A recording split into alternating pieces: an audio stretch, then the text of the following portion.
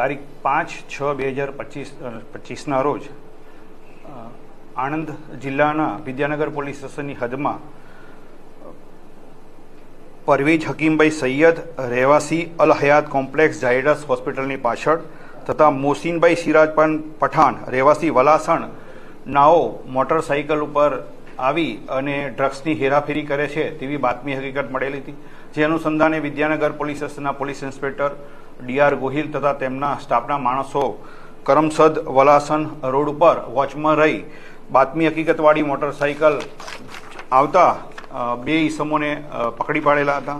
આ બંને ઈસમોની અંગઝડતી કરતા તેમની પાસેથી ડ્રગ્સનો જથ્થો મળી આવેલો. FSL અધિકારી તથા વજન કાંટાવાળાને બોલાવી જે નાર્કોટિક્સની પ્રોસિજર છે, SOP છે, એ પ્રમાણે કાર્યવાહી કરતા બંને ઈસમો જે મળી આવેલા છે પરવેજ હકીમભાઈ સૈયદ તથા મોસીન સિરાજ પઠાણ પાસેથી MD તથા LSD ડ્રગ્સ મળી આવેલો હતો, જેનું વજન કરતાં MDનું વજન 5.36 ગ્રામ તથા LSDનું વજન 250 મિલીગ્રામ, કુલ મુદ્દામાલ કિંમત 62,50,000નો મળી આવેલો હતો.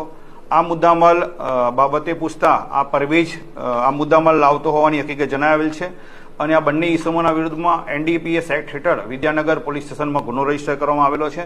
આ બંને ઈસમો પૈકી પરવેજ હકીમભાઈ સૈયદ સને 2007થી લઈ અને 2011 સુધી લંડન ઈસ્ટ યુનિવર્સિટીની અંદર માસ્ટર ઓફ હ્યુમન રિસોર્સ મેનેજમેન્ટનો અભ્યાસ કરેલો છે, તેમજ હાલમાં તે બોરિયાવી મલેકવાડા ખાતે ગાય ભેંસનો તબેલો ધરાવે છે, લોન્ડ્રીની શોપ છે અને ટૂલ્સ અને ટ્રાવેલ્સનો ધંધો કરતો હોવાની હકીકત જણાવેલ છે.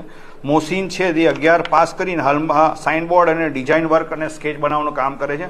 આ બંને ઈસમો છેલ્લા 2-3 મહિનાથી આ ડ્રગ્સ લાવી વડોદરાથી લાવી અને છૂટક વેચાણ કરતા હોવાની હકીકત તપાસ દરમિયાન જણાવેલ છે.